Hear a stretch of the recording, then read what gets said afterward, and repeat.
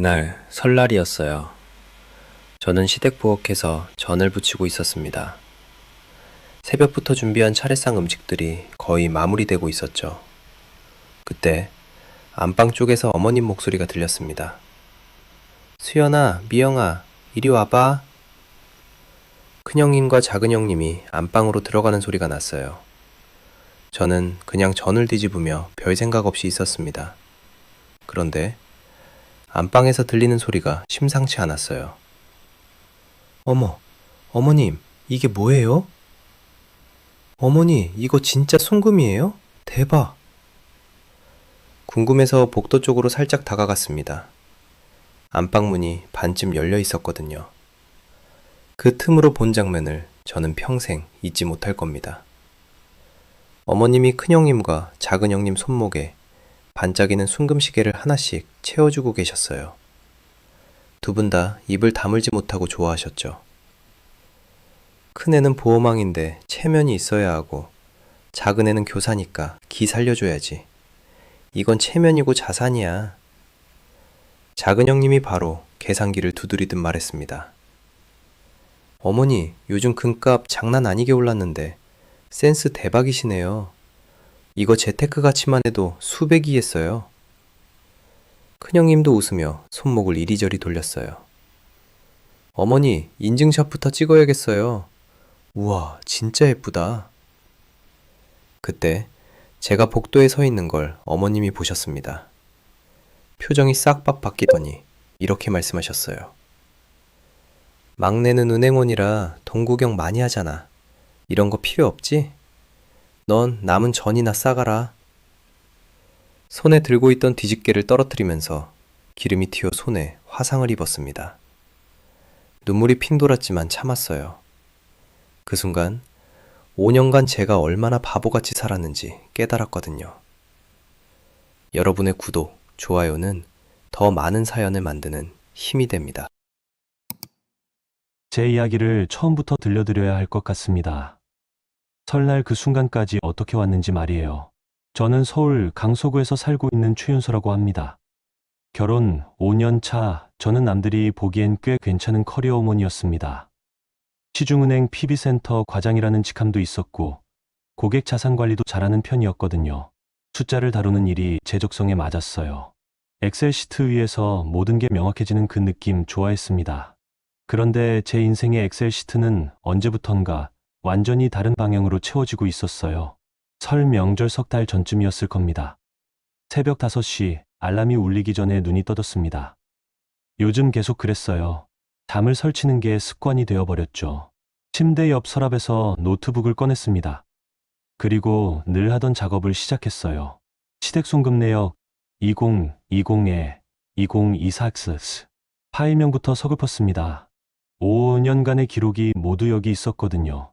매달 어머님께 드린 생활비, 시아버님 돌아가신 후 남은 대출 원리금, 병원비, 경조사비, 명절 제수용품비까지 제가 보낸 돈을 한 푼우도 빠짐없이 기록해뒀어요. 스크롤을 내리면 내릴수록 숫자가 커졌습니다. 100만 원 단위가 1000만 원 단위가 되고 어느새 억 단위를 넘어서 있었죠. 총합계 1억 5832만 원. 5년 동안 제가 시댁에 보낸 돈이었습니다. 거실로 나왔습니다. 남편 도지는 아직 자고 있었어요. 딸 아린이도 방에서 곤히 잠들어 있었고요. 주방 조명만 켜고 커피를 내렸습니다. 노트북을 식탁 위에 펼쳐놓고 다시 한번 숫자들을 확인했어요. 처음엔 도와드리는 거라고 생각했습니다. 시아버지가 갑작스럽게 돌아가시고 어머님 혼자 감당하기 힘든 빚이 있다길래요. 남편은 막내라 형들만큼 여유가 없다고 했고 저는 그게 당연한 줄 알았어요. 가족이니까요. 하지만 언제부턴가 이상했습니다. 제가 보내는 돈은 점점 늘어나는데 큰형님과 작은형님은 점점 더 여유로워 보였거든요. 큰형님 수연은 보험 설계사로 일하시는데 늘 바쁘다고 하셨어요. 실적이 좋아서 시상식도 자주 가신다고 했죠. 작은형님 미영은 중학교 교사셨는데 방학 때마다 해외여행 사진을 단톡방에 올리셨습니다. 그런데 정작 어머님 생활비는 왜 자꾸 제게만 연락이 올까요? 핸드폰이 울렸습니다. 새벽 5시 반. 발신자는 어머님이었어요. 윤서야. 네, 어머님. 안녕하세요. 미안한데 말이야. 이번 달 관리비가 좀 밀렸어. 또 병원비도 나왔고. 네. 급한데 좀 보태줄 수 있겠니? 80만 원만. 80만 원. 이번 달만 벌써 세 번째 송금 요청이었습니다. 지난주엔 70만 원, 그 전주엔 50만 원을 보냈었거든요. 어머님, 혹시 형님들께는 말씀 안 하셨어요? 큰애는 보험 실적 때문에 바쁘고 작은애는 학교 일로 정신없대. 막내 며느리 네가 있으니 얼마나 든든한지 모르겠다. 든든하다는 말이 칭찬처럼 들리지 않았습니다. 그냥 편리하다는 뜻 같았어요. 알겠습니다. 조금 이따 보내드릴게요. 그래, 고맙다. 우리 윤서. 전화를 끊었습니다. 노트북 화면을 다시 봤어요. 엑셀 시트 맨 아래 빈칸에 오늘 날짜와 금액을 입력했습니다. 2024년 11월 28일 생활비 관리 미병원비 80만 원. 총합계가 다시 올라갔죠. 1억 5,912만 원. 한숨이 나왔습니다. 도진이 거실로 나왔어요. 벌써 일어났어? 커피 냄새 나길래. 응. 일찍 깼어. 또 어머니한테 전화 왔지? 남편은 알고 있었습니다. 어머님이 저한테만 연락한다는 거려. 하지만 늘 똑같은 말만 했어요. 미안해. 이번만 넘기자. 형들한테도 내가 한번 말해볼게. 이번만. 그 말을 5년 동안 들었습니다. 하지만 형들한테 말했다는 소리는 한 번도 들어본 적이 없었어요. 저는 그냥 고개만 끄덕였습니다. 알았어. 출근 준비해. 그날 은행에 출근해서도 머릿속이 복잡했습니다. 고객 상담을 하면서도 자꾸 제 가계부가 떠올랐어요. 점심시간 지점장 나서영 님이 제 자리로 오셨습니다.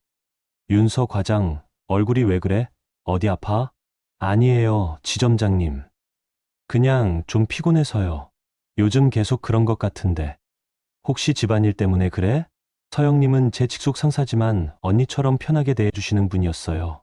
회사 밖에서도 가끔 커피 마시며 이야기 나눴거든요. 집안일이 좀 복잡하긴 해요. 시댁? 네. 서영님이 의자를 당겨 앉으셨습니다.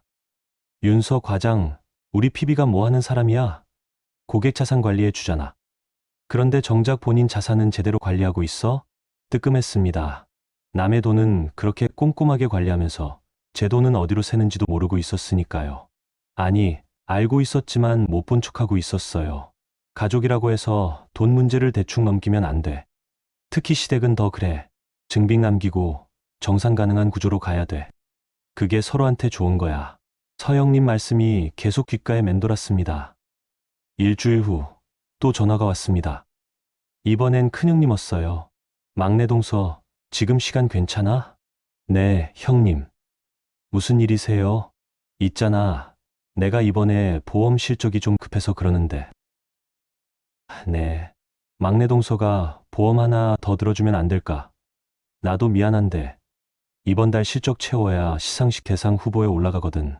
제가 이미 큰형님 통해서 보험을 3개나 들어놨다는 걸 형님은 아실 겁니다. 다 형님 실적 도와드리려고 가입한 거였어요. 월 납입금만 해도 상당했죠. 형님, 지금 제가 들고 있는 보험만 3개인데. 알아. 그래도 막내 동서 은행원이잖아. 재테크 개념으로 하나 더 들면 나중에 윤서한테도 좋아. 응? 재테크요. 제가 매달 납입하는 보험료가 제 노후를 위한 건지 형님 실적을 위한 건지 헷갈렸습니다. 형님, 죄송한데 이번엔 좀. 에이, 막내 동서. 가족인데 이 정도도 못 도와줘? 나도 막내 동서한테 부탁 안 하려고 했는데. 동서가 제일 믿음직스러워서 그러는 거야. 믿음직스럽다는 말. 그 말이 왜 이렇게 무겁게 느껴졌을까요? 결국 또 승낙했습니다. 형님은 고맙다는 인사도 없이 그럼 서류 보낼게 라고만 하셨어요. 전화를 끊고 나니 속이 쓰렸습니다. 그날 밤 할인이가 제 방으로 왔어요. 엄마, 오늘도 할머니한테 돈 보냈어? 할인아, 그건 어떻게 알았어? 엄마 핸드폰 알림 소리 났잖아. 은행 송금 완료 이러는 거. 요즘 맨날 그 소리 나. 11살짜리 딸아이가 다 알고 있었습니다. 엄마가 할머니한테 계속 돈을 보낸다는 거려. 엄마, 우리는 언제 여행 가? 민서는 방학 때 제주도 간대. 할인아, 미안해. 엄마가 다음에 꼭 데려갈게. 엄마가 맨날 다음에라고 해. 근데 다음에가 언제야? 할 말이 없었습니다. 딸한테 해주고 싶은 것도 많았어요. 하지만 제 월급은 늘 시댁으로 먼저 흘러갔고 남는 건 항상 빠듯했습니다. 할인이가 방으로 돌아간 후 저는 다시 노트북을 켰습니다.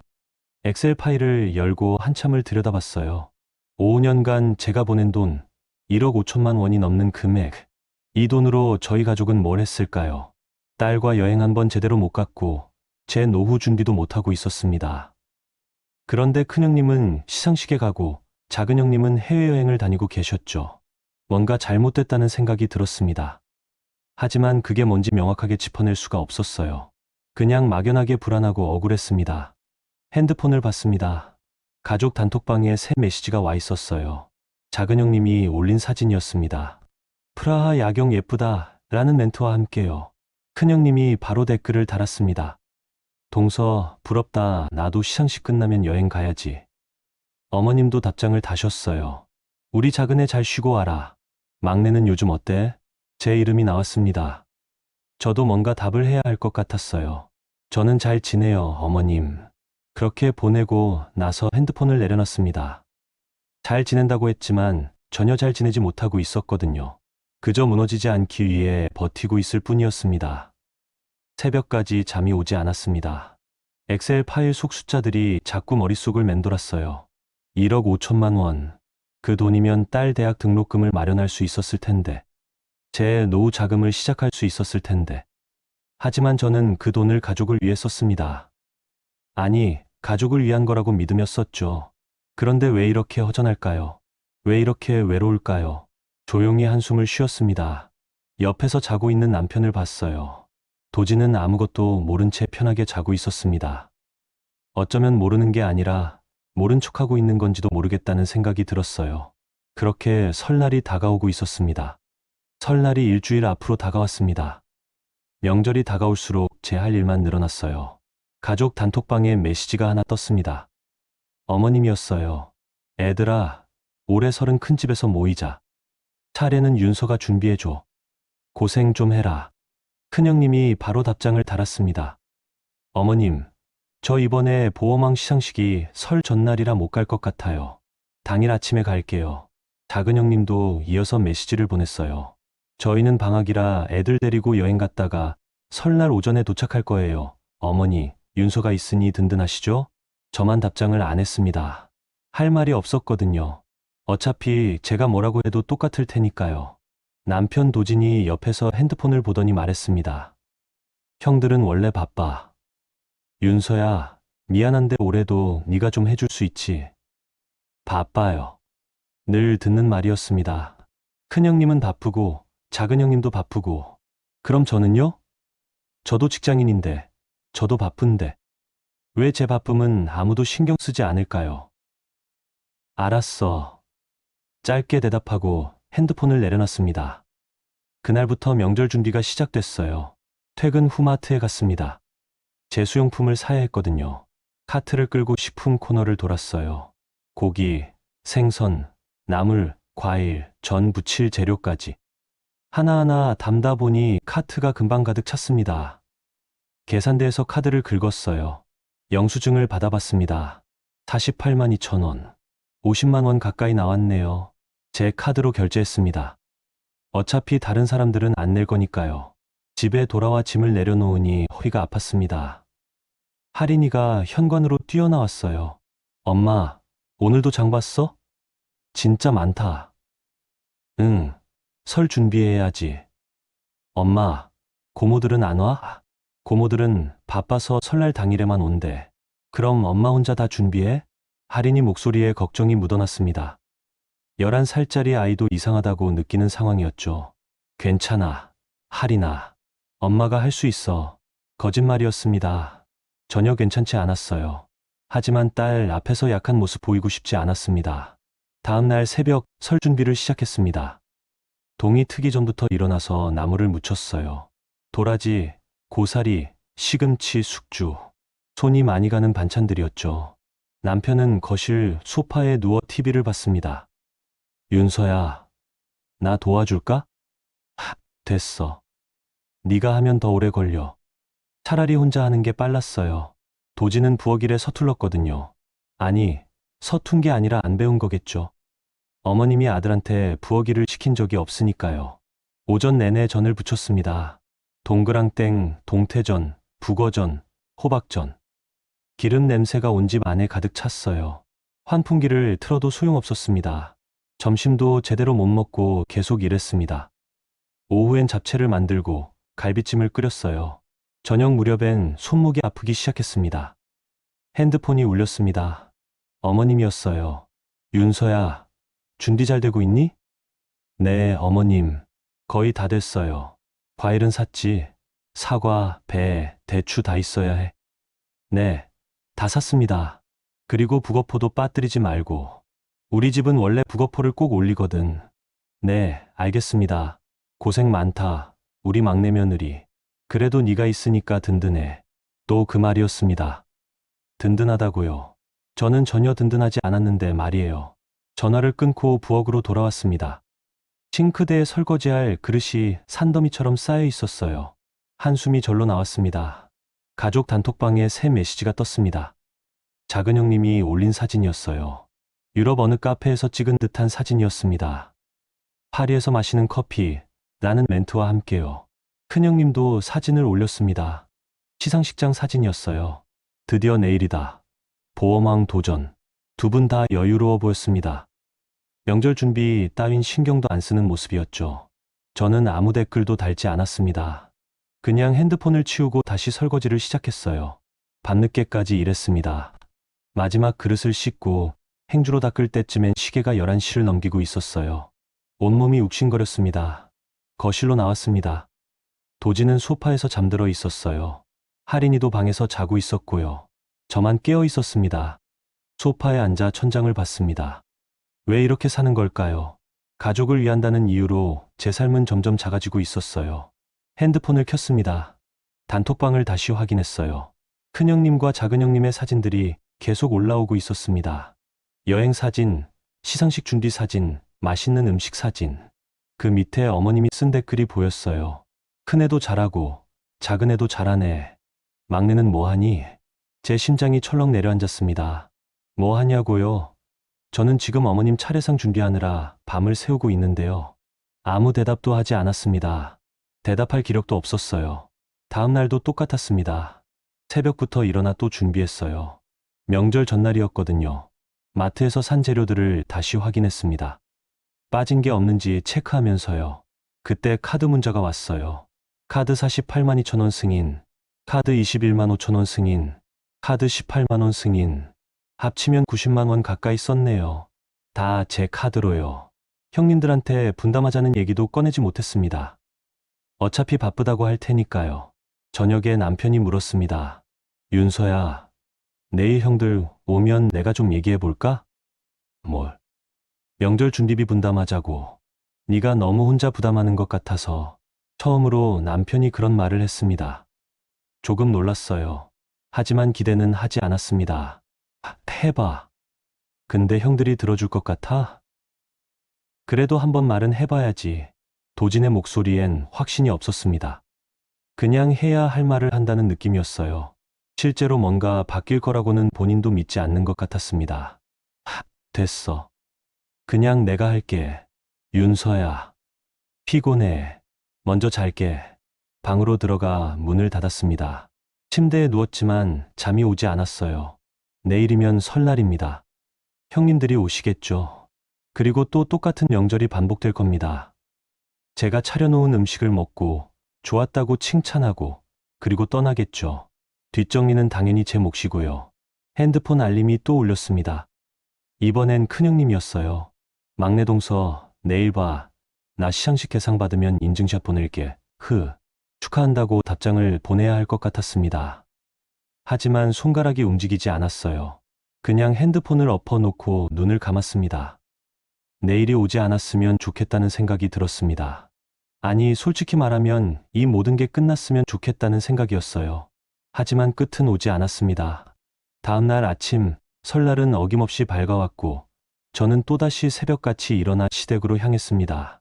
차 안에서 할인이가 물었어요. 엄마, 오늘 할머니네 가면 언제 와?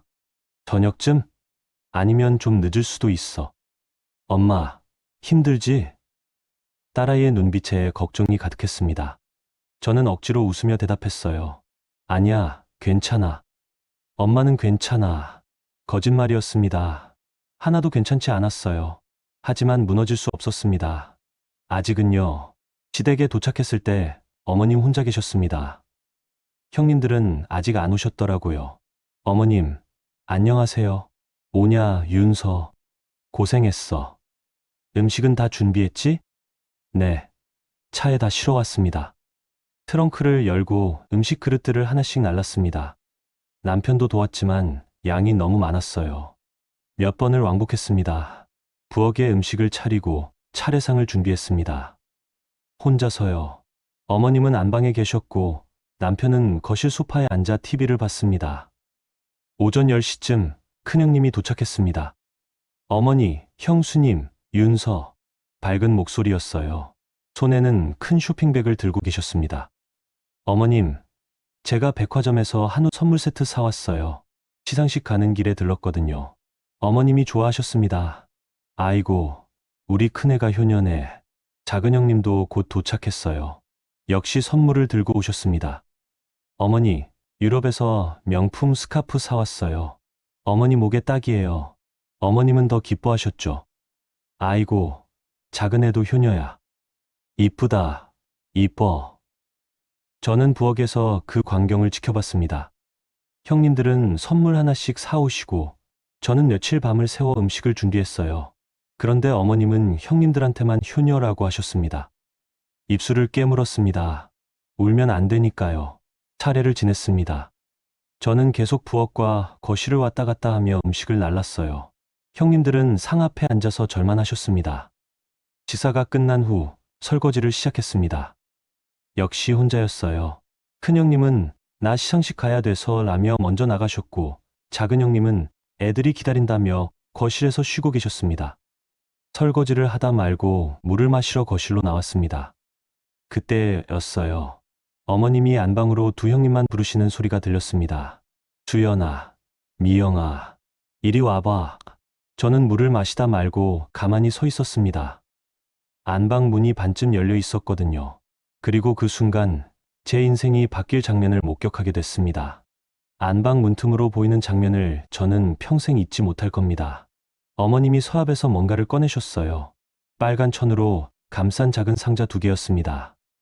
상자를 열자 안에서 금빛이 반짝였어요. 어머님, 이게 뭐예요? 큰형님 목소리였습니다. 놀란 목소리였죠. 순금시계야. 너희 둘 줄 거니까 받아. 어머님이 직접 큰형님과 작은형님 손목에 시계를 하나씩 채워주셨습니다. 두 분 다 입을 다물지 못하고 손목을 이리저리 돌리며 시계를 감상했어요. 어머니, 이거 진짜 순금이에요? 대박. 작은형님이 흥분한 목소리로 말했습니다. 그럼. 금 시세 보고 샀어. 큰애는 보험왕인데 체면이 있어야 하고 작은애는 교사니까 기 살려줘야지. 이건 체면이고 자산이야. 어머님 말씀에 두 형님이 웃으며 고개를 끄덕였습니다. 작은 형님이 바로 계산기를 두드리듯 말했어요. 어머니, 요즘 금값 장난 아니게 올랐는데 센스 대박이시네요. 이거 재테크 가치만 해도 수백이겠어요. 맞아, 동서. 나도 금 투자 생각하고 있었는데 어머니가 먼저 챙겨주셨네. 큰형님도 맞장구를 쳤습니다. 형님, 인증샷부터 찍어야겠어요. 우와, 진짜 예쁘다. 두 분이 손목을 모아 셀카를 찍기 시작했어요. 플래시가 번쩍였습니다. 저는 거실에 서서 그 광경을 멍하니 지켜봤습니다. 손에 들고 있던 컵이 미세하게 떨렸어요. 그때 어머님이 제 쪽을 보셨습니다. 눈이 마주쳤죠. 어머님 표정이 순간 굳어졌습니다. 윤서야, 왜 거기 서 있어? 제가 대답하기도 전에 어머님이 말을 이었습니다. 막내는 은행원이라 돈 구경 많이 하잖아. 이런 거 필요 없지. 넌 남은 전이나 싸가라. 심장이 멎는 것 같았습니다. 큰형님과 작은형님이 안방에서 나왔어요. 손목에 순금시계를 자랑하듯 흔들며요. 막내 동서, 어머니가 우리한테 순금시계 주셨어. 진짜 예쁘지? 큰형님이 웃으며 손목을 제 앞에 내밀었습니다. 네, 예쁘네요. 겨우 그 말만 했습니다. 다른 말은 나오지 않았어요. 막내 동서도 나중에 받을 거 있을 거야. 그치, 어머니? 작은 형님이 어머님을 향해 물었습니다. 하지만 어머님은 대답 대신 부엌 쪽을 가리키셨어요. 윤서야, 전 다 붙였어. 설거지는? 아직 하고 있습니다. 그럼 빨리 마저 해. 손님들 올 시간 됐어. 저는 고개를 숙이고 부엌으로 돌아왔습니다. 싱크대 앞에 섰지만 손이 떨려서 그릇을 제대로 잡을 수가 없었어요. 5년이었습니다. 5년 동안 제가 보낸 돈이 1억 5천만 원이 넘었어요. 어머님 생활비, 병원비, 관리비, 대출 이자까지. 제 월급에서 상당 부분이 시댁으로 갔습니다. 그 돈으로 어머님은 순금시계를 사셨어요. 그런데 그걸 큰형님과 작은형님한테만 주셨습니다. 막내는 은행원이라 돈 구경 많이 하잖아. 그 말이 계속 귓가에 맴돌았습니다. 돈 구경을 많이 해서 순금시계가 필요 없다고요? 아니면 제가 보낸 돈은 당연한 거고 형님들한테는 특별한 선물을 줘야 한다는 뜻인가요? 눈물이 핑 돌았습니다. 하지만 참았어요. 여기서 무너지면 안 되니까요. 그릇을 씻으면서 생각했습니다. 제가 뭘 잘못한 걸까요? 효도를 안 해서? 아니에요. 저도 했습니다. 돈으로, 노동으로, 시간으로. 그런데 왜 저만 이런 취급을 받는 걸까요? 설거지를 끝내고 나오니 거실에 친척들이 모여 있었습니다. 큰형님과 작은형님이 손목에 시계를 자랑하고 있었어요. 와, 수연아, 그거 진짜 순금이야? 응, 어머니가 주셨어. 진짜 예쁘지? 미영아, 너도 받았구나. 부럽다. 어머니 센스가 정말 좋으시지? 친척들이 감탄했습니다. 어머님은 흐뭇하게 웃으셨고요. 저는 구석에 서서 그 광경을 봤습니다. 아무도 제게 관심이 없었어요. 저는 그냥 부엌 일하는 사람, 설거지하는 사람, 뒷정리하는 사람일 뿐이었습니다. 할인이가 제 옆으로 왔습니다. 엄마, 왜 안 앉아 있어? 엄마는 괜찮아. 할인아, 너는 거실에서 과일 먹고 있어. 엄마도 같이 먹자. 할인이가 제 손을 잡아 끌었습니다. 거실로 나갔어요. 소파에 자리가 없어서 구석 의자에 앉았습니다. 큰형님이 계속 시계 이야기를 했어요. 동서, 요즘 금값이 진짜 많이 올랐잖아. 이거 투자 가치로만 봐도 몇백은 될 거야. 작은형님도 거들었습니다. 맞아, 형님. 게다가 디자인도 예쁘고 어머니 안목이 정말 좋으셔. 어머님이 흐뭇해 하셨습니다. 큰애는 사람들 많이 만나니까 이런 걸 차고 다녀야지. 작은애도 학교에서 선생님들한테 체면이 있어야 하고. 어머니, 감사합니다. 정말 잘 차고 다닐게요. 두 형님이 동시에 감사 인사를 했습니다. 저는 가만히 앉아 있었어요. 할 말이 없었습니다. 아니, 하고 싶은 말은 많았지만 꺼낼 수가 없었어요. 그때 친척 중 한 분이 물었습니다. 그런데 윤서도 뭐 받았어? 순간 거실이 조용해졌습니다. 어머님이 저를 희끗 보시더니 말씀하셨어요. 막내는 은행 다니니까 돈 걱정 없잖아. 이런 거 굳이 안 줘도 돼. 그래도 며느리들한테 공평하게 주는 게. 공평, 큰애하고 작은애는 바쁘니까 명절 준비도 못 하는데 막내는 시간 많아서 다 해주잖아. 그게 공평한 거지. 어머님 말씀에 친척분이 더 이상 말을 잇지 못했습니다. 저도 아무 말 못했어요. 시간이 많아서요. 제가 시간이 많은 게 아니라 시간을 쪼개서 했던 건데요. 거실이 다시 시끌벅적해졌습니다. 하지만 제 귀엔 아무 소리도 들리지 않았어요. 남편 도진이 제 옆에 앉았습니다. 작은 목소리로 물었어요. 윤서야, 괜찮아? 응. 어머니가 좀 그러시네. 내가 나중에 얘기해 볼게. 됐어. 윤서야. 진짜 됐다니까. 목소리가 딱딱했습니다. 남편이 뭐라고 더 말하려다 입을 다물었어요. 저는 핸드폰을 꺼냈습니다. 엑셀 파일을 열었어요. 시댁 송금 내역이 20에 2024. 5년간의 기록이 거기 다 있었습니다. 스크롤을 내리며 숫자들을 봤습니다. 100만 원, 70만 원, 50만 원, 80만 원. 매달 빠짐없이 보낸 돈들이었어요. 그 돈이 지금 큰형님과 작은형님 손목에 걸려있는 순금시계가 됐구나. 씁쓸한 웃음이 나왔습니다. 저녁 식사 시간이 됐습니다. 또 부엌으로 가서 음식을 날랐어요. 전, 갈비찜, 잡채, 나물 반찬들. 제가 며칠 밤새워 만든 것들이었습니다. 윤서가 음식 솜씨가 좋네. 친척 한 분이 칭찬했습니다. 그럼요. 우리 막내 며느리 손맛 좋아요. 어머님이 대답하셨어요. 하지만 칭찬이 기쁘지 않았습니다. 그냥 일 더 시키려고 하는 말 같았거든요. 식사 후 또 설거지가 시작됐습니다. 이번에도 혼자였어요.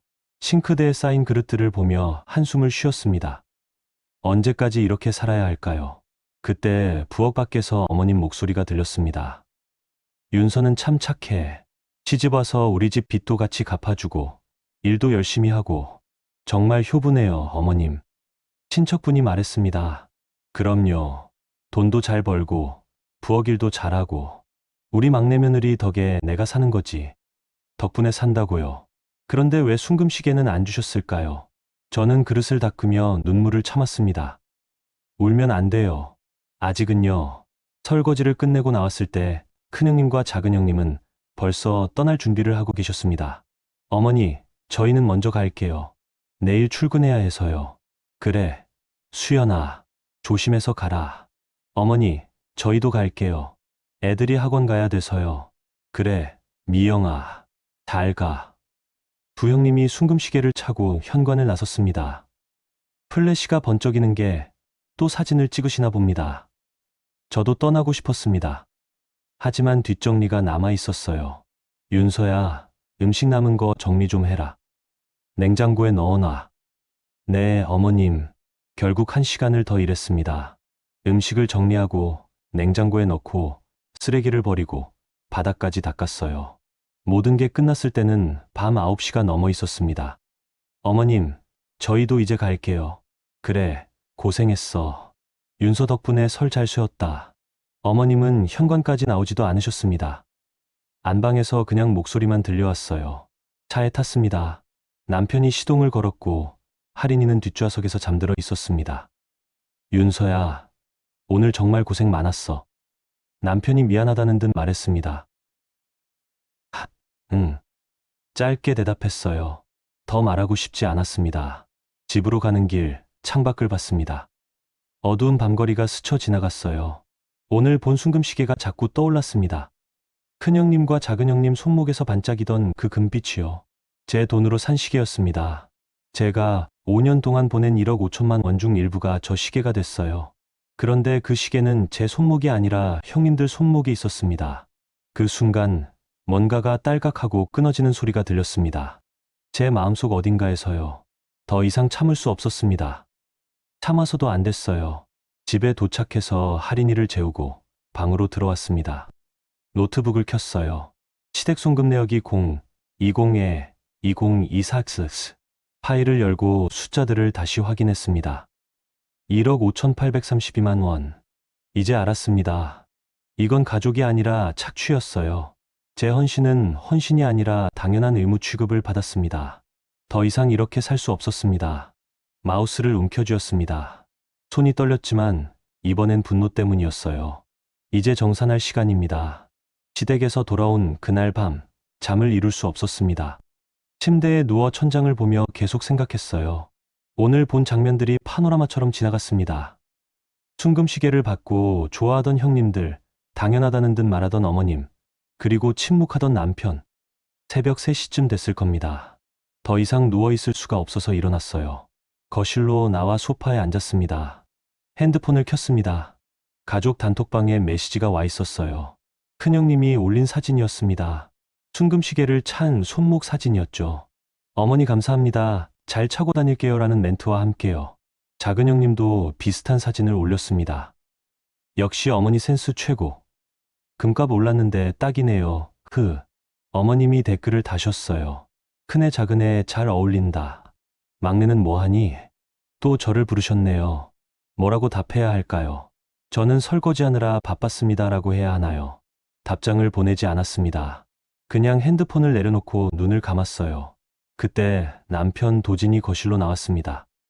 윤서야, 왜 안 자? 잠이 안 와. 오늘 일 때문에 그래? 도진이 제 옆에 앉았습니다. 저는 고개를 돌려 남편을 봤어요. 당신은 어떻게 생각해? 뭘? 오늘 어머니가 형님들한테만 순금시계 준 거. 당신은 그게 괜찮아? 도진이 잠시 말을 못했습니다. 뭐라고 대답해야 할지 모르는 표정이었어요. 그게 어머니 입장에서는 큰애들 체면 세워주려고 그러신 거잖아. 체면. 응. 수연 형수님은 보험 일 하시니까 사람들 많이 만나시고 미영 형수님은 학교 선생님이시잖아. 어머니가 그런 거 신경 쓰시는 거지. 남편의 변명이었습니다.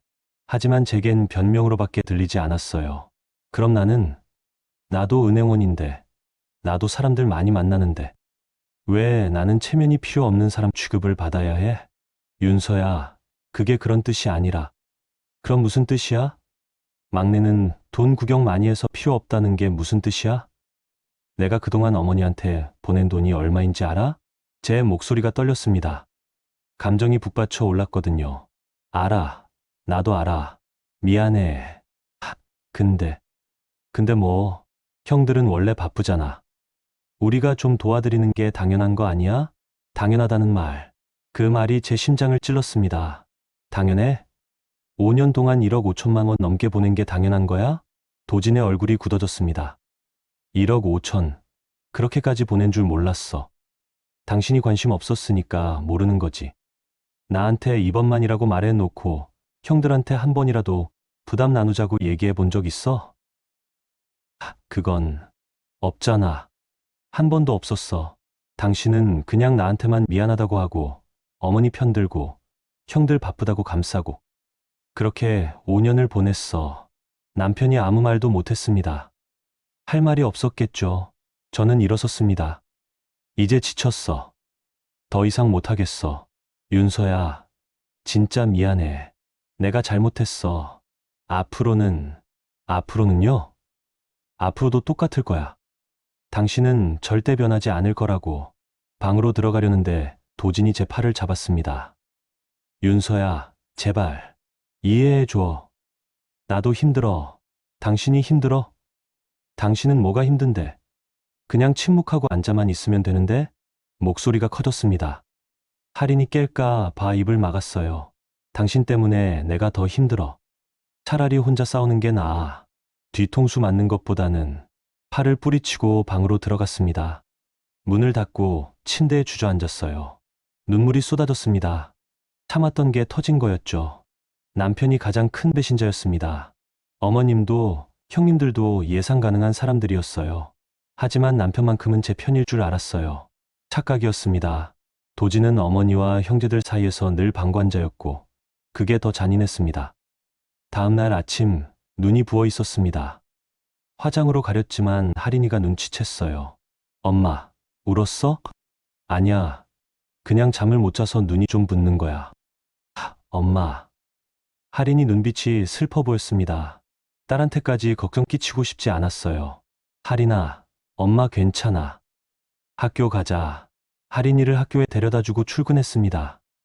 은행에 도착했을 때 지점장 서영님이 제 얼굴을 보더니 놀라셨어요. 윤서 과장, 설 연휴 동안 무슨 일 있었어? 아니에요. 거짓말. 얼굴에 다 쓰여 있어. 사무실로 와. 지점장실로 따라 들어갔습니다.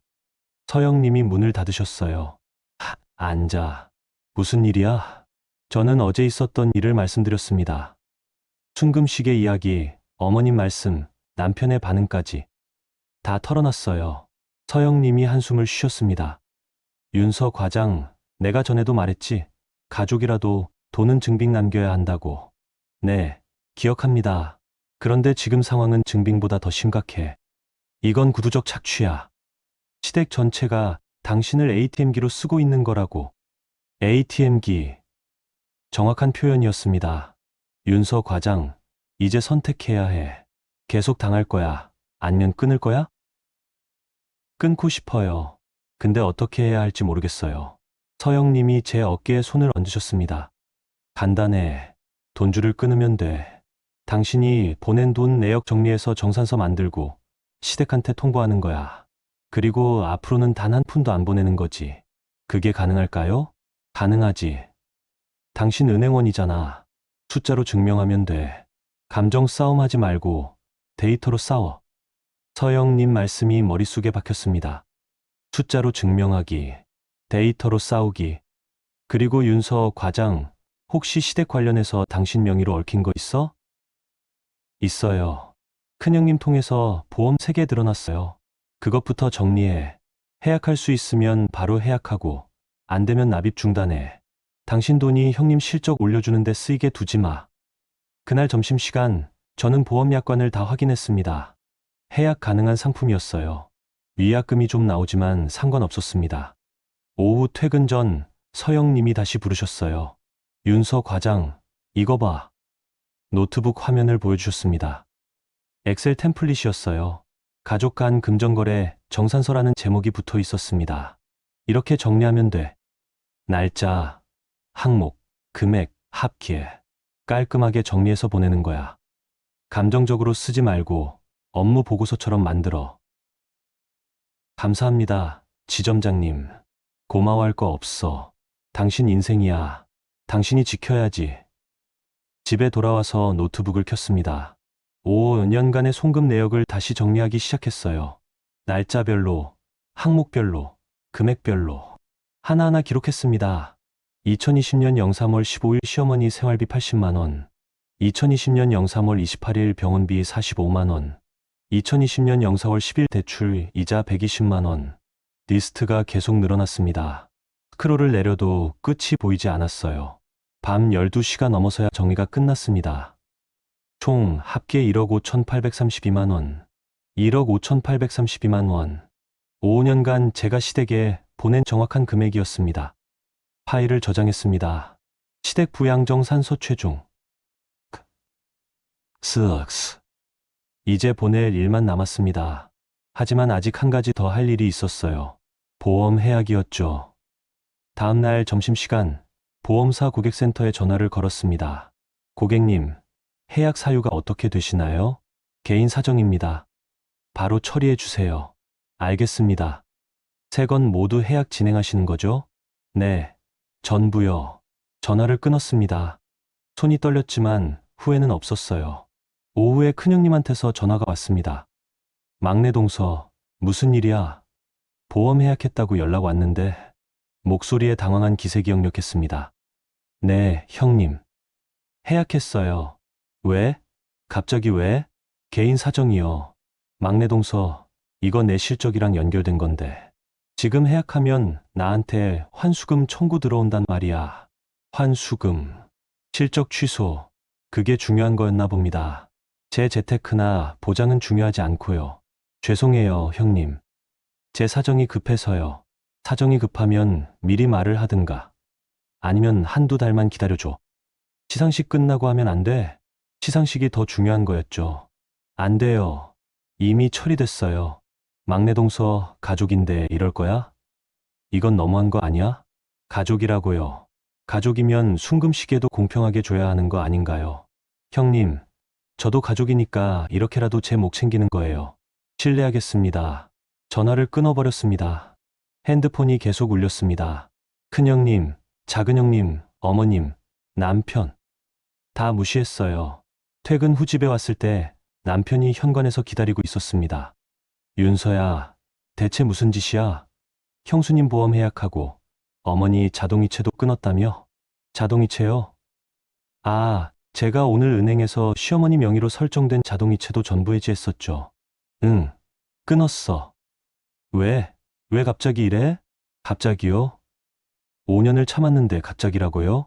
갑자기가 아니야. 5년 동안 쌓인 거야. 윤서야, 이건 너무 심한 거 아니야? 어머니가 얼마나 당황하셨는지 알아? 어머님이 당황하셨다고요. 제가 5년 동안 당황하고 상처받은 건 중요하지 않고요. 나도 당황했어. 어제 순금시계 볼 때 도진이 할 말을 잃었습니다. 윤서야, 당신은 계속 어머니 편만 들 거지. 그럴 줄 알았어. 그래서 혼자 결정한 거야. 혼자 결정하면 어떡해? 나는 남편이잖아. 남편이면 내 편을 들어줘야지. 근데 당신은 한 번도 내 편이었던 적이 없어. 방으로 들어가려는데 도진이 소쳤습니다. 윤서야, 가족이 뭔데 이래? 이러면 우리 가족 다 무너진다고. 멈춰섰습니다. 돌아보며 말했어요. 이미 무너졌어. 당신이 모르고 있었을 뿐이지. 방문을 닫았습니다. 할인이가 방 안에서 울고 있었습니다. 엄마, 아빠. 왜 싸워? 딸을 안아주었습니다. 할인아, 미안해. 엄마가 정리할 게 있어서 그래. 곧 괜찮아질 거야. 거짓말이 아니었습니다. 정말 곧 괜찮아질 거라고 믿었어요. 그날 밤, 가족 단톡방에 파일을 올렸습니다. 시댁 부양정 산소 체중. 스럭스. 그리고 메시지를 썼습니다. 어머님, 형님들. 5년간 제가 보낸 금액을 정리했습니다. 총 1억 5,800만 원입니다. 이제부터는 각자 몫을 각자 책임져 주세요. 전송 버튼을 눌렀습니다. 단톡방이 순식간에 얼어붙었습니다. 그리고 지옥이 시작됐습니다. 정산서를 보낸 다음 날 아침 핸드폰이 미친 듯이 울렸습니다. 어머님, 큰형님, 작은형님, 남편. 5시부터 시작된 전화 공세였어요. 다 무시했습니다. 출근 준비를 하면서요. 할인이가 식탁에 앉아 걱정스러운 얼굴로 저를 봤어요. 엄마, 핸드폰 계속 울려. 괜찮아. 할인아. 엄마가 처리할게. 아침을 먹이고 학교에 데려다 줬습니다. 할인이를 내려주면서 꼭 안아줬어요. 할인아, 엄마 믿지? 응, 엄마. 조금만 시끄러울 거야. 그래도 괜찮아질 거니까 걱정하지 마. 할인이가 고개를 끄덕였습니다. 제 딸은 참 똑똑했어요. 11살밖에 안 됐지만 상황을 다 이해하고 있었습니다. 은행에 출근했을 때 지점장 서영님이 웃으며 물으셨어요. 보냈어? 네, 어젯밤에요. 반응은? 핸드폰이 폭발할 것 같아요. 당연하지. 지금까지 공짜로 쓰던 ATM기가 갑자기 멈췄으니까. 서영님이 커피를 건네주셨습니다. 윤서 과장, 오늘부터 며칠은 전쟁터야. 버틸 수 있어? 해야죠. 잘 생각했어. 가족이라는 이름으로 착취당하는 건 이제 그만해야 돼. 점심시간이 되자 남편한테서 문자가 왔습니다. 윤서야, 제발 전화 좀 받아. 어머니가 지금 난리 났어. 관리비도 못 내신대. 병원비도 밀렸고. 관리비요? 병원비요? 제가 그동안 혼자 다 냈던 그거 말하는 건가요? 답장을 보냈습니다. 형님들한테 부탁하세요. 저는 이제 안 합니다. 곧바로 전화가 왔습니다. 이번엔 받았어요. 윤서야, 대체 왜 이러는 거야? 도진 목소리에 짜증이 묻어났습니다. 왜 이러냐고요? 당신이 정말 모르는 거예요? 어머니 자동이체 끊고 형수님 보험까지 해약하고. 이게 정상이야? 정상이요. 제 돈 제가 관리하는 게 정상이죠. 가족인데 또 가족이라는 말이 나왔습니다. 가족이면요. 순금시계도 공평하게 줘야 하는 거 아니에요? 가족이면요. 명절 준비도 같이 해야 하는 거 아니에요? 그건 당신 어머니는 저를 가족으로 안 봤어요. 그냥 편리한 지갑이었죠. 그러니까 저도 이제 지갑 닫는 겁니다. 윤서야, 제발. 전화를 끊어버렸습니다. 오후 2시쯤 큰형님한테서 메시지가 왔어요. 막내 동서, 보험 해약 건은 진짜 너무한 것 같아. 나한테 환수금 400만 원 청구 들어왔어. 시상식도 취소됐고. 이거 어떻게 책임질 거야? 책임이요? 제가요? 답장을 보냈습니다. 형님, 그 보험은 제 돈으로 제가 가입한 거예요. 해약도 제 권리고요. 환수금은 형님 실적 관리 문제 아닌가요? 가족끼리 이렇게까지 할 거야? 내가 그동안 막내 동서한테 잘해줬는데. 잘해줬다고요? 언제요? 형님이 저한테 잘해주신 기억이 없는데요. 보험 가입 압박하시고, 명절엔 빠지시고, 순금시계는 혼자 받으시고. 그게 잘해주신 거예요? 더 이상 답장이 오지 않았습니다. 저녁 무렵 작은 형님한테서도 연락이 왔어요. 막내 동서 어머니가 나한테 생활비 달라고 하시는데 나도 형편이 빠듯해. 공무원 월급이 뻔하잖아. 막내 동서가 좀 도와줘. 빵 터질 뻔했습니다. 유럽 여행 다녀오신 분이 형편이 빠듯하다고요? 형님, 저도 형편이 빠듯해요. 5년 동안 1억 5천만 원 보냈더니 여유가 없네요. 형님이 도와주세요. 막내 동서, 진짜 이럴 거야? 가족이잖아. 또 가족이라는 단어가 나왔습니다. 편할 때만 가족이네요. 가족이면 부양 의무도 공평하게 나눠야죠. 정산서 보셨죠? 1억 5,800만 원을 형님들과 3등분하면 각자 5천만 원씩이에요. 제가 이미 다 냈으니까 이제 형님들 차례예요. 답장이 없었습니다. 집에 돌아왔을 때 남편이 소파에 앉아 있었어요. 얼굴이 심각했습니다. 윤서야, 앉아봐. 무슨 일인데? 어머니가 이번 달 관리비를 못 내셨대. 그리고 병원비도 밀려서 진료를 못 받으신다고 하셔. 저는 가방을 내려놓고 남편을 봤습니다. 그래서요? 그래서 우리가 좀 도와드려야 하는 거 아니야? 형들한테 부탁하세요. 형들도 다 사정이 있잖아. 사정이요. 늘 듣던 말이었죠. 나도 사정 있어요. 5년 동안 1억 5천만 원 보낸 사정이요. 윤서야, 그건 알겠는데. 알겠으면 됐어요. 이제 형들 차례예요. 당신이 형들한테 부탁하세요. 저는 안 해요. 도진이 한숨을 쉬었습니다. 윤서야, 이러면 우리 부부 사이도 안 좋아져. 이미 안 좋았어요. 당신이 몰랐을 뿐이에요. 냉정한 말이었지만 사실이었습니다.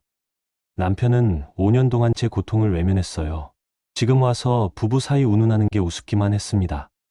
며칠이 지났습니다. 시댁에서 연락은 계속 왔지만 전부 무시했어요. 그러던 어느 날 퇴근길, 지점장 서영님이 불러 세웠습니다. 윤서 과장, 잠깐만. 네, 지점장님. 요즘 어때? 버티고 있어? 그럭저럭요. 서영님이 제 어깨를 두드렸어요. 힘들지? 근데 잘하고 있어. 지금 버티는 게 중요해. 지점장님, 제가 너무 이기적인 걸까요? 이기적, 왜? 가족을 저렇게 내버려 두는 게. 서영님이 제 말을 끊었습니다. 윤서 과장, 내버려 둔 게 아니야. 내려놓은 거지. 당신이 떠받치지 않아도 되는 짐을 내려놓은 거라고. 하지만 어머니가 진짜 힘들어 하시는 것 같아요. 그럼 다른 자식들이 도와드리면 되잖아. 왜 항상 당신만 해야 돼? 큰 며느리도 있고 작은 며느리도 있는데? 맞는 말이었습니다. 하지만 마음 한편이 계속 불안했어요. 가족이라는 게 이렇게 계산적으로 접근해도 되는 건가 싶어서요. 윤서 과장, 가게도 경제야. 경제에는 공정한 분배가 필요해. 한 사람만 계속 손해보는 구조는 지속 가능하지 않아. 당신이 무너지면 가족 전체가 무너지는 거라고. 서영님 말씀이 제 마음을 조금 가볍게 만들었습니다.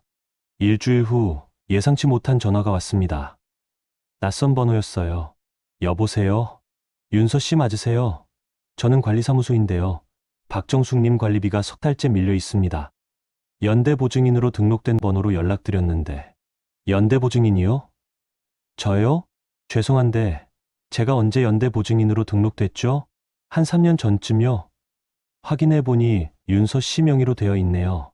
3년 전. 그때 어머님이 관리사무소 서류 좀 써달라고 하셨던 게 기억났습니다.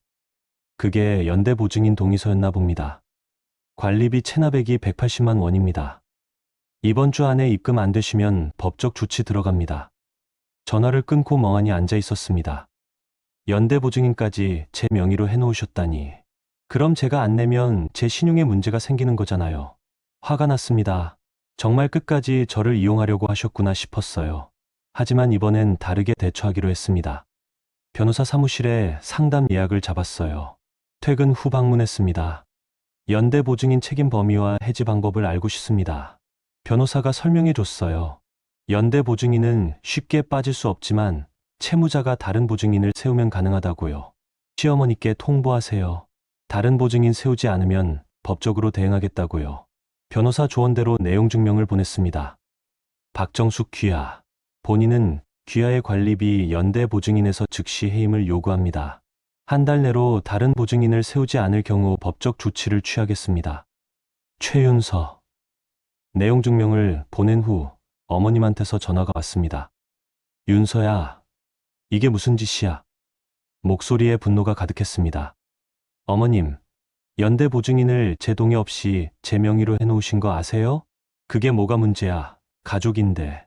또 가족이라는 말이 나왔습니다. 가족이라고 사기치는 건 범죄예요, 어머님. 제가 법적으로 대응할 수도 있어요. 뭐? 네가 지금 나한테 법 운운하는 거야? 네. 5년 동안 보낸 1억 5천만 원도 증빙 다 있어요.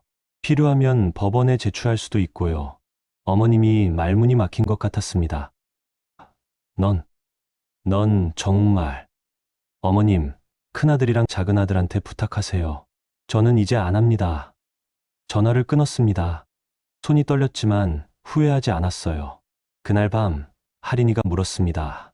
엄마, 이제 우리 돈은 우리만 써? 딸의 질문에 눈물이 핑 돌았습니다. 응, 할인아. 이제 엄마가 할인이 대학 등록금 모을 거야. 우리 여행도 가고. 진짜, 진짜. 약속해. 할인이가 제 품에 안겼습니다. 엄마, 사랑해.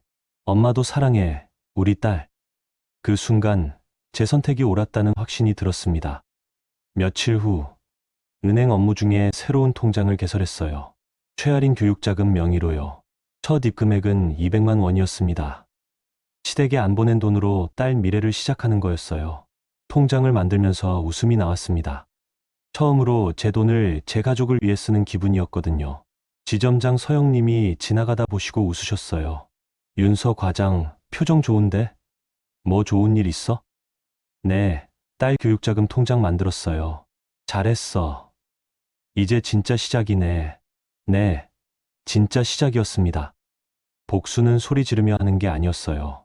조용히 차갑게 숫자로 하는 거였습니다. 그리고 저는 숫자를 다루는 사람이었죠. 이제 판은 완전히 제 쪽으로 넘어왔습니다. 한 달이 지났습니다. 시댁에서 연락은 계속 왔지만 전부 무시했어요. 대신 제 통장은 점점 두둑해지고 있었습니다. 시댁에 안 보낸 돈이 제 계좌에 쌓였거든요. 매달 평균 150만 원씩 절약되고 있었어요. 할인이 교육자금 통장에도 꾸준히 입금했습니다. 벌써 500만 원이 넘었어요. 엄마, 이거 다 내 대학 등록금이야? 할인이가 통장을 보며 신기해했습니다. 응, 엄마가 할인이 위해 모으는 거야. 엄마 최고. 딸의 웃는 얼굴을 보니 마음이 따뜻해졌어요. 2월 초 어느 날 아침 출근하려는데 남편이 말했습니다. 윤서야, 오늘 퇴근하고 시간 좀 내줄 수 있어? 왜? 어머니 만나자고 하시는데. 어머님을요? 싫어요. 만날 거 없어요. 제발, 한 번만. 어머니가 직접 사과하고 싶대. 사과요? 어머님이요? 믿기지 않았지만 궁금하기도 했습니다. 어떤 식으로 나오실지요? 알았어요. 근데 공개 장소에서 만날 거예요. 시댁 가기 싫어요. 응. 카페에서 만나자고 할게. 퇴근 후 약속 장소로 갔습니다. 집 근처 카페였어요. 어머님이 이미 와 계셨습니다. 남편도 함께 있었고요. 어머님. 인사를 했지만 목소리에 온기는 없었습니다. 윤서야, 앉아라. 어머님 얼굴이 많이 수척해 보였어요. 한 달 사이에 많이 늙으신 것 같았습니다. 어머님, 무슨 말씀 하시려고 하셨어요? 윤서야, 어머니가 잘못했다. 깜짝 놀랐습니다. 어머님 입에서 사과가 나올 줄은 몰랐거든요. 네가 그동안 고생 많이 했지. 어머니가 너무 당연하게 생각했어. 순금씨의 일도 어머니가 생각이 짧았어. 너한테도 줬어야 했는데. 늦은 사과였지만 일단 들어는 봤습니다. 그래서요? 그러니까 윤서야, 이제 다시 예전처럼 지내자. 어머니가 앞으로 잘할게. 예전처럼이요? 제가 1억 5천만 원 더 보내면서 살라고요? 어머님, 예전으로 못 돌아가요. 윤서야, 저는 이제 제 가족 챙기면서 살 거예요. 어머님은 큰아들이랑 작은아들한테 부탁하세요. 어머님 얼굴이 굳어졌습니다. 큰애는 보험 일 때문에 바빠. 작은애는 학교 일로 정신없고 너밖에 없어. 도 똑같은 말이었습니다. 형님들은 바쁘고 저만 시간 많다는 거죠. 어머님, 저도 바빠요. 일도 하고 딸도 키우고 제 노후도 준비해야 해요. 그래도 네가 제일 여유 있잖아. 여유요? 5년 동안 1억 5천만 원 보낸 사람한테 여유가 있다고요? 어머님, 저 여유 없어요. 그리고 설령 여유 있어도 안 도와드릴 거예요. 뭐, 어머님이 목소리를 높였습니다. 카페 안 사람들이 쳐다봤어요. 어머님, 순금시계 기억하세요? 막내는 돈 구경 많이 해서 필요 없다고 하신 거요? 그건. 그 말 듣는 순간 저는 어머님한테 더 이상 아무것도 안 해드리기로 결심했어요. 어머님이 할 말을 잃으셨습니다. 윤서야, 그래도 가족인데. 남편 도진이 끼어들었습니다. 가족이요? 가족이면 공평해야죠. 1억 5천만 원을 형님들과 3등분하면 각자 5천만 원씩이에요. 제가 이미 다 냈으니까 이제 형님들 차례예요. 윤서야, 그렇게 따질 거야? 네, 따질 거예요. 저도 이제 배웠거든요. 가족이라는 이름으로 착취당하지 않는 법을요. 일어섰습니다. 어머님, 저 가볼게요. 앞으로 연락하지 마세요. 윤서야. 뒤도 안 돌아보고 카페를 나왔습니다. 집으로 돌아오는 길 핸드폰이 울렸어요.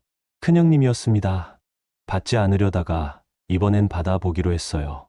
여보세요, 형님. 막내 동서, 어머니한테 너무한 거 아니야? 나이 드신 분한테 그렇게까지 할 거야? 목소리에 비난이 가득했습니다. 형님, 그럼 형님이 도와드리세요. 나도 사정이 있다니까. 보험 해약 때문에 환수금 400만 원 물어냈어. 시상식도 날아갔고 환수금이요. 그게 어머님 생활비보다 중요한가 봅니다. 형님, 그건 형님 실적 관리 문제예요. 저랑 상관없어요. 상관없어. 네가 해약해서 내가 피해본 건데 형님이 저한테 보험 가입 압박한 건 기억 안 나세요? 제 재테크는 신경도 안 쓰시면서 형님 실적만 챙기셨잖아요. 막내 동서, 진짜 이럴 거야? 가족이잖아. 가족이면 순금시계도 공평하게 줘야죠. 왜 저만 빼고 형님들만 받으셨어요? 그건, 형님, 저도 이제 제 가족 챙기면서 살 거예요. 실례하겠습니다. 전화를 끊어버렸습니다. 다음날 출근길, 지점장 서영님이 물으셨어요. 어제 시어머니 만났다며? 어땠어? 사과하신다고 하셨어요. 근데 받아들일 수 없었어요. 당연하지. 진심 어린 사과가 아니잖아. 그냥 돈줄 다시 연결하려는 거지. 정확한 분석이었습니다. 지점장님, 제가 너무 냉정한 걸까요? 냉정? 윤서 과장, 당신은 지금 현명한 거야. 냉정과 현명을 헷갈리지 마. 서영, 님 말씀이 위로가 됐습니다. 일주일 후 작은 형님한테서 메시지가 왔어요. 막내 동서, 어머니가 진짜 힘들어 하시는데 좀 도와줄 수 없어? 나도 월급쟁이라 빠듯하거든. 유럽 여행 다녀온 분이 빠듯하다고요? 답장을 보냈습니다. 형님, 저도 빠듯해요. 5년 동안 1억 5천만 원 보냈더니 여유가 하나도 없네요. 형님 여행비 일부만 어머님께 드려도 몇 달은 충분하실 것 같은데요? 막내 동서, 그게 무슨 말이야? 내 여행비가 뭐가 문제야? 문제 없어요. 다만 저한테 돈 달라고 하지 마세요. 형님도 벌어서 쓰시잖아요. 저도 제가 번 돈 제가 쓸 거예요. 더 이상 답장이 오지 않았습니다. 며칠 후 남편한테서 충격적인 소식을 들었습니다. 윤서야, 어머니가 병원에 못 가신대. 병원비가 없어서. 그래서요? 그래서 우리가 좀 형들한테 부탁하세요. 형들도 다 어렵대. 저도 어려워요. 윤서야, 사람이 아프신데. 남편이 목소리를 높였습니다. 그럼 당신이 내세요. 당신 월급으로요. 내 월급은 우리 생활비로 다 나가잖아. 그럼 어머님께 카드론 권해드리세요. 아니면 형들이 십시일반으로 모으면 되죠. 윤서야, 저는 5년 동안 혼자 다 했어요. 이제 형들 차례예요. 저는 딸 교육자금 모으기 바빠요. 남편이 한숨을 쉬며 나갔습니다. 그날 밤 혼자 앉아 생각했어요. 제가 너무 냉정한 걸까요? 하지만 마음 한편에선 확신이 들었습니다. 이대로 계속 무너지며 살 순 없다고요. 할인이를 받습니다. 딸이 책상에서 숙제하고 있었어요. 이 아이의 미래를 위해서라도 저는 무너지면 안 됐습니다. 다음 날 놀라운 소식을 들었습니다. 큰형님이 어머님 병원비를 냈다고요. 150만 원을요. 막내 동서, 이번엔 내가 냈어. 근데 다음부턴 돌아가면서 하자. 공평하게. 메시지를 보고 피식 웃음이 나왔습니다. 드디어 형님들도 움직이기 시작했나 봅니다. 제가 버티니까요. 답장을 보냈습니다. 형님, 고생하셨어요. 앞으로도 형님들끼리 잘 나눠서 하세요. 저는 이제 빠질게요. 막내 동서, 그래도 가끔은. 안 돼요. 저는 이미 제 목 다 했어요. 이제 형님들 차례예요. 확실히 선을 그었습니다. 그날 저녁 은행 업무를 마치고 할인이를 데리러 갔어요. 엄마, 오늘 선생님이 칭찬해 주셨어. 우와, 무슨 칭찬? 수학 시험 100점 받았대. 할인이가 신나게 말했습니다. 우리 할인이 최고다. 엄마가 오늘 치킨 사줄게. 진짜? 와. 딸과 함께 치킨집에 들렀습니다. 예전엔 이런 사소한 행복도 누리기 힘들었어요. 시댁에 돈 보내느라 우리 모녀는 늘 빠듯하게 살았거든요. 하지만 이제 달랐습니다. 제 돈으로 제 딸과 행복한 시간을 보낼 수 있었어요. 치킨을 먹으며 할인이가 물었습니다. 엄마, 이제 할머니한테 안 가도 돼? 응, 당분간은 안 갈 거야. 좋아. 엄마랑 둘이 있는 게 더 좋아. 딸의 솔직한 말에 눈시울이 뜨거워졌습니다. 집에 돌아와 노트북을 켰어요.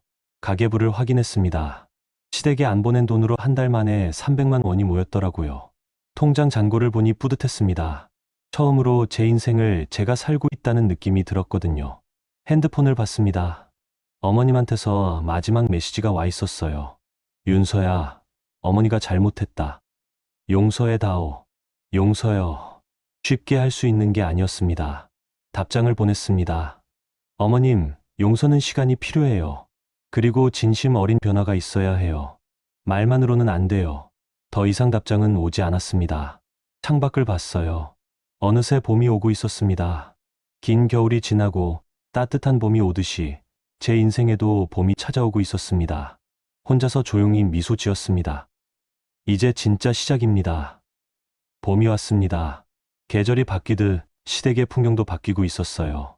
3월 중순 남편한테서 놀라운 소식을 들었습니다. 윤서야, 수연 형수님이 보험왕 시상식에서 탈락했대. 그래요? 별 감흥이 없었습니다. 제 일이 아니니까요. 해약 환수금 때문에 실적이 마이너스가 됐대. 그리고 고객들한테도 소문이 나서 신규 계약이 안 들어온다고. 큰형님의 몰락이 시작된 거였죠. 며칠 후 큰형님한테서 직접 전화가 왔습니다. 막내 동서, 목소리가 많이 죽어 있었어요. 네, 형님. 나 회사에서 경고받았어. 실적 부진으로. 그러시군요. 다 내 때문이야. 네가 보험 해약만 안 했어도. 또 시작이네요. 본인 책임은 생각 안 하시고요. 형님, 그 보험은 제 돈으로 제가 가입한 거예요. 해약도 제 권리고요. 막내 동서, 제발 다시 가입해줘.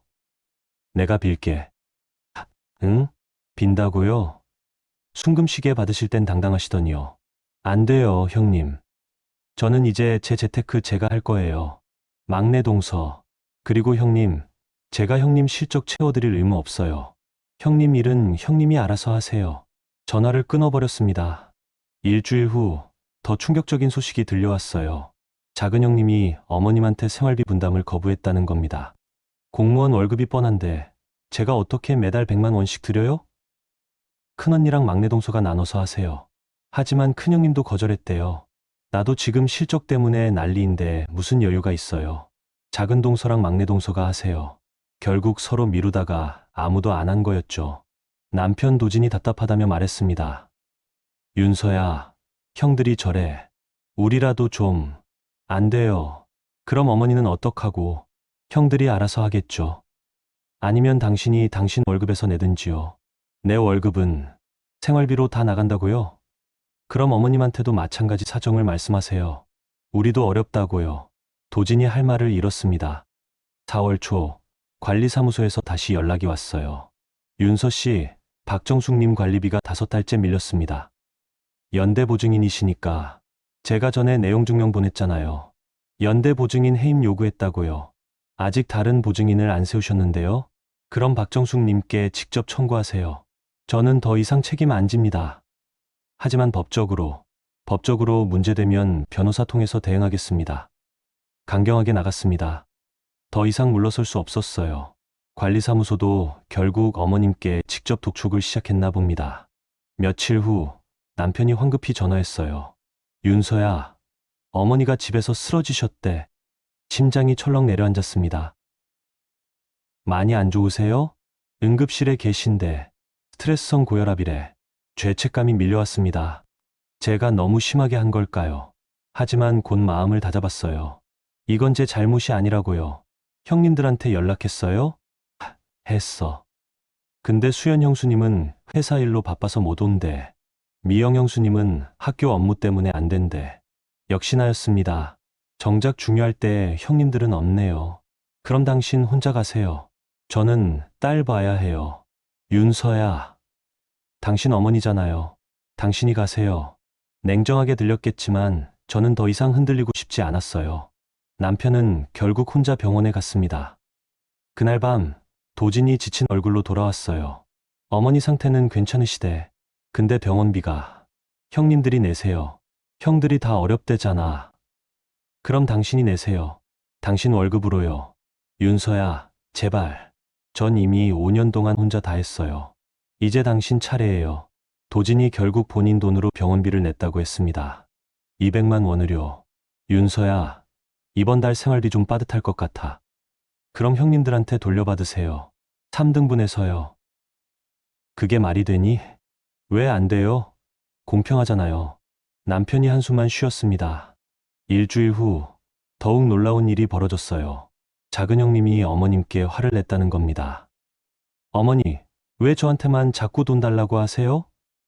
큰언니도 있고 막내 동서도 있잖아요. 큰애는 보험일로 힘들고 막내는 나한테 등 돌렸잖아. 그럼 저는요? 저도 월급쟁이에요. 제 돈도 제가 쓸 거 있어요. 결국 작은 형님도 손을 뗐다고 합니다. 시댁이 무너지고 있었습니다. 그리고 그 중심에는 제가 있었어요. 떠받치던 기둥이 빠지니까 전체가 흔들리는 거였죠. 며칠 후 가장 충격적인 사실을 알게 됐습니다. 남편 도진이 결혼 초부터 어머님의 빚 일부를 몰래 갚아왔다는 거예요. 통장 거래 내역을 우연히 보게 됐는데 매달 50만 원씩 어머님께 송금한 기록이 있었습니다. 도진 씨, 이게 뭐예요? 남편이 당황한 얼굴로 변명했어요. 그게 어머니 빚이 좀 있어서 제가 생활비 다 드리는 거 알면서도 따로 또 보낸 거예요? 어머니가 나한테만 부탁하셨어. 형들한테는 말하지 말라고. 머리가 띵했습니다. 그럼 우리 공동 생활비에서 빼돌린 거네요? 미안해. 5년 동안요? 응. 계산해 봤습니다. 50만 원씩 5년이면 3천만 원이에요.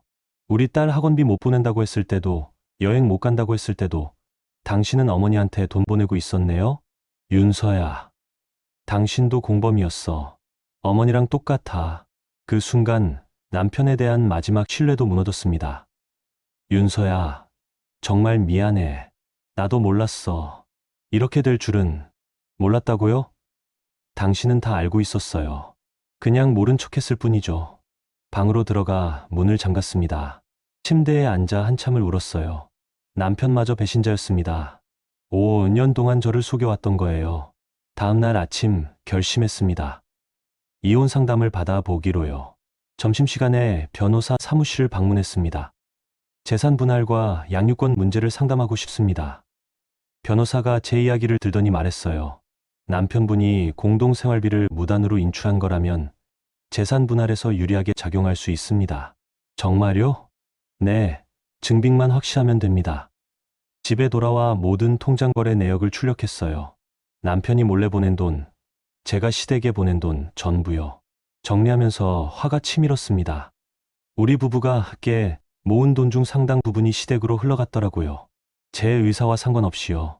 할인이를 재우고 거실로 나왔습니다. 도진이 소파에 앉아 있었어요. 윤서야, 우리 얘기 좀 하자. 할 얘기 없어요. 제발 들어만 줘. 나도 잘못했어. 정말 미안해. 미안하다고 다 해요? 5년 동안 저를 속인 건 어떡하고요? 나도 어쩔 수 없었어. 어머니가. 또 어머니 탓이에요? 당신은 어른이잖아요. 선택할 수 있었잖아요. 도진이 고개를 떨어뜨렸습니다. 윤서야, 이혼까지 생각하는 거야? 생각 중이에요. 제발 그러지 마.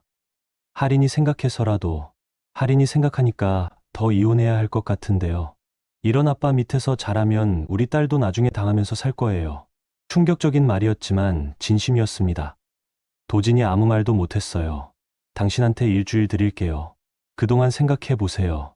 제대로 된 사과와 변화를 보여주든지 아니면 우리 각자 길 가든지요. 방으로 들어가 문을 닫았습니다. 핸드폰을 봤어요. 어머님한테서 메시지가 와 있었습니다. 윤서야, 어머니가 정말 잘못했다. 제발 용서해다오. 나 없이는 못 산다. 없이 못 산다고요. 5년 동안 저를 착취해 놓고요. 답장을 보냈습니다. 어머님, 저 없이도 사실 수 있어요. 아들 셋 있잖아요. 그분들한테 부탁하세요. 더 이상 답장은 오지 않았습니다. 창밖을 봤어요. 벚꽃이 피고 있었습니다.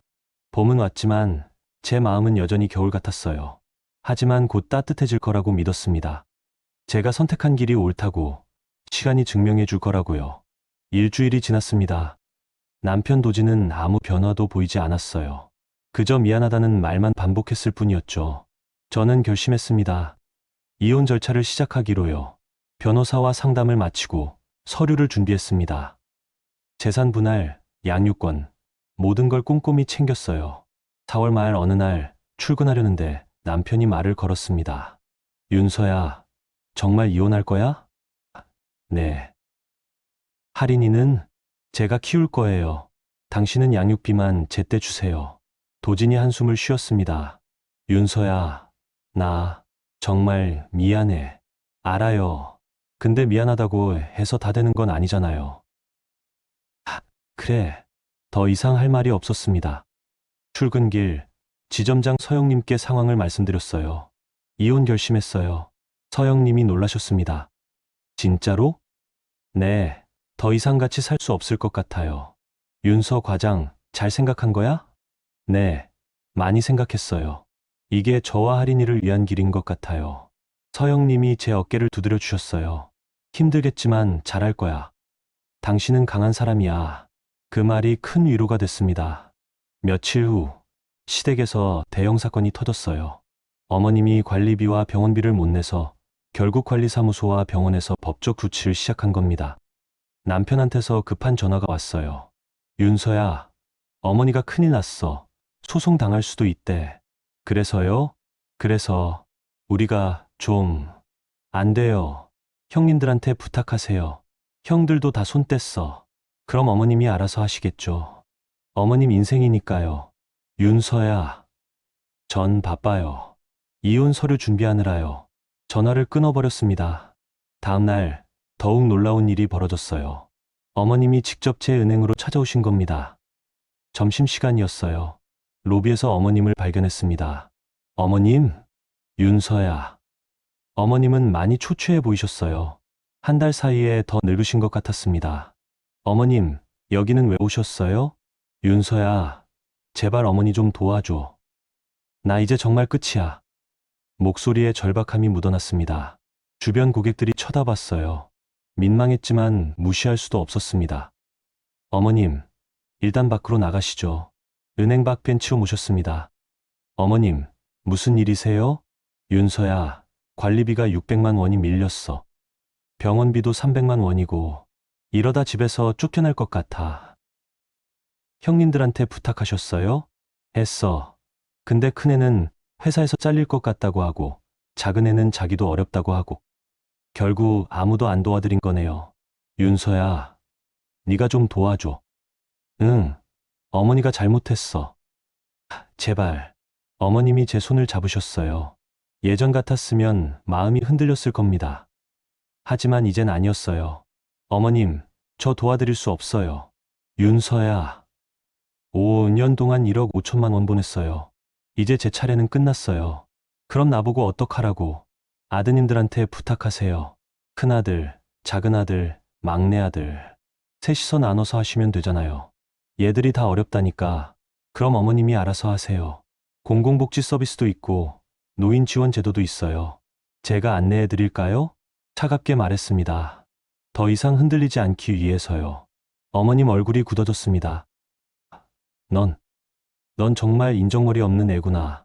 그럴 수도 있죠. 그래도 제가 제 인생은 살아야 하니까요. 윤서야, 나중에 후회할 거야. 안 해요. 전 이미 5년 동안 후회하면서 살았어요. 이제는 후회 없이 살 거예요. 일어섰습니다. 어머님, 전 들어가 봐야 해요. 손님들 기다리고 있어서요. 윤서야.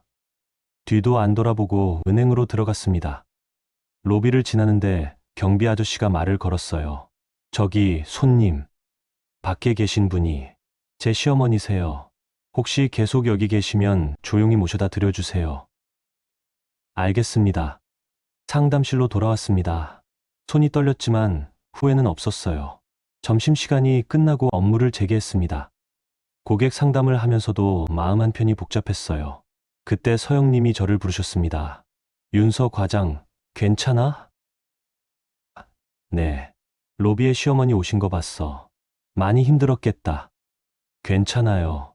이제 익숙해졌어요. 윤서 과장, 당신 정말 강해졌네. 강해진 게 아니라 그냥 더 이상 물러설 곳이 없어서요. 서영님이 웃으셨어요. 그게 강한 거야. 잘하고 있어. 퇴근 후 집에 돌아왔습니다. 하린이가 현관에서 저를 맞이했어요. 엄마, 오늘 학교에서 상 받았어. 진짜? 무슨 상? 모범상. 짜잔. 하린이가 상장을 보여줬습니다. 우와, 우리 딸 최고다. 딸을 안아주었어요. 이런 순간들이 저를 버티게 만들었습니다. 저녁을 먹고 하린이를 재웠습니다. 거실로 나오니 남편이 앉아 있었어요. 윤서야, 오늘 어머니가 은행에 갔다며. 네. 어떻게 됐어? 안 도와드렸어요.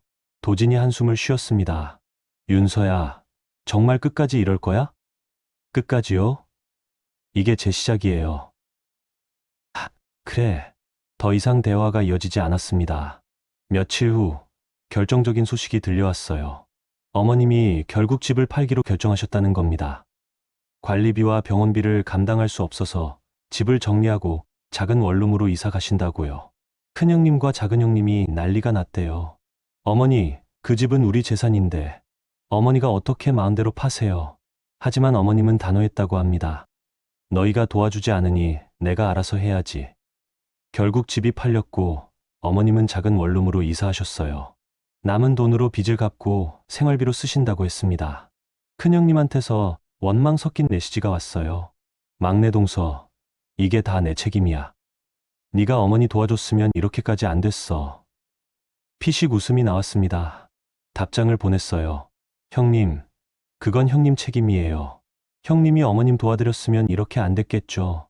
저는 이미 제 몫 다 했어요. 더 이상 답장은 오지 않았습니다. 5월 초 따뜻한 봄날이었어요. 하린이와 함께 공원에 나갔습니다. 벚꽃은 이미 졌지만 실록이 아름다웠어요. 엄마, 여기 예쁘다. 그치? 우리 자주 오자. 응. 하린이가 신나게 뛰어다녔습니다. 벤치에 앉아 딸을 바라봤어요. 행복한 얼굴이었습니다. 핸드폰을 꺼내 통장을 확인했습니다. 최아린 교육자금 통장 잔고가 1,000만 원을 넘었더라고요. 시댁에 안 보낸 돈으로 몇 달 만에 이렇게 모았습니다. 뿌듯했어요. 처음으로 제 인생을 제가 설계하고 있다는 느낌이 들었습니다. 그때 남편한테서 문자가 왔어요. 윤서야, 이혼 서류에 서명할게. 하린이는 네가 키워. 양육비는 매달 100만 원씩 보낼게. 미안해. 드디어 끝이 보였습니다. 슬프기도 했지만 동시에 홀가분했어요. 이제 진짜 새 출발을 할 수 있겠다는 생각이 들었습니다. 며칠 후 이혼 서류를 제출했어요. 법원에서 나오는 길 하늘을 봤습니다. 맑고 푸른 하늘이었어요. 5년 만에 처음으로 자유를 느꼈습니다. 집에 돌아와 하린이에게 말했어요. 하린아, 앞으로 엄마랑 둘이 살 건데 괜찮아? 응, 엄마랑 있는 게 제일 좋아. 딸을 꼭 안아주었습니다. 하린아, 엄마가 약속할게. 우리 행복하게 살자. 응, 엄마. 그날 밤 노트북을 켰어요. 시댁 송금 내역이 020에 2024X 파일을 열었습니다. 1억 5,832만 원. 5년간의 기록이었어요. 파일을 휴지통으로 옮겼습니다. 그리고 휴지통을 비웠어요. 이제 더 이상 필요 없는 과거였으니까요. 새 파일을 만들었습니다. 최윤서 최아린 미래 설계. 스엑스. 앞으로 모을 돈, 할인이 교육 계획, 제 노후 준비까지. 하나하나 적어 나갔어요. 처음으로 제 미래를 제가 그리고 있었습니다. 창밖을 봤어요. 별이 떠 있었습니다. 5년 동안의 긴 겨울이 지나고 드디어 봄이 왔습니다.